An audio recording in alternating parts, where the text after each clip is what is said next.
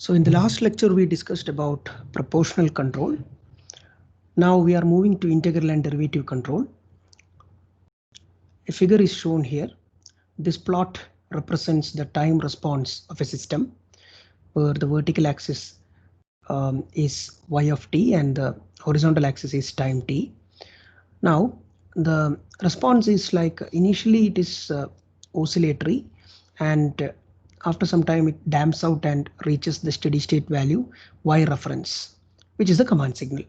Okay, now if we are evaluating the area between the actual response, that is this oscillatory part, the actual response and the command signal, if the area in between the actual response and the command signal, then you are getting the integral of the error, right? Integral of the error, because it is y ref minus y basically.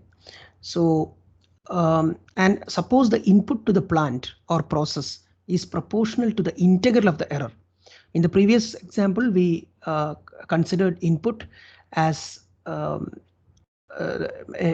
input proportional to the error itself. That is, the input was equal to a constant, the proportional gain constant into error. Here GC of S was K. That means the controller transfer function was K in the previous example, where proportional control was applied. Then the U, the input to the plant or process, was directly the error or equal to constant into error. Okay, now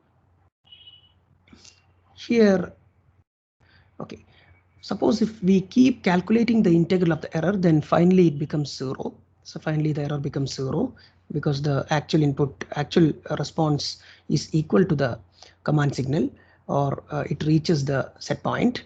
Now the input is proportional to the integral of error dt, which implies input equals k into a constant into integral e dt. When taking Laplace transform, you will get u equals k into 1 by s into e, the Laplace transform for integral e dt, 1 by s into e. Now the controller transfer function will become u by e, right? U by e, which is equal to k by s. So for integral control, the controller transfer function is k by s. Now instead of area, if we concentrate on the slope of error, then how will the input look like? The input will be proportional to derivative of the error. That means the input will be equal to a constant into derivative of the error. That is, when we take Laplace transform, you will get u into k, u equals k into s into e. That means the controller transfer function will become again u by e. Here u by e is k into s. This is derivative control. Okay, now if we want to combine all these approaches, the proportional, integral and derivative control approaches, to a single controller, then your controller transfer function will look like kp plus ki by s plus kd into s. This is the proportional gain kp. This is the integral controller constant, and this is the derivative controller gain kd.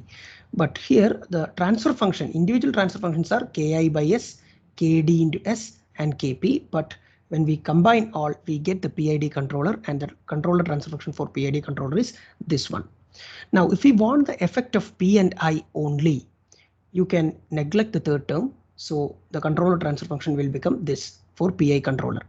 Now if we want PD controller, then you can neglect the second term or the middle term, so that you will get the controller transfer function for PD controller as kp plus kd into s. Now we will move on to the steady state error. Steady state error for controller, the proportional, derivative and integral controllers in the next lecture.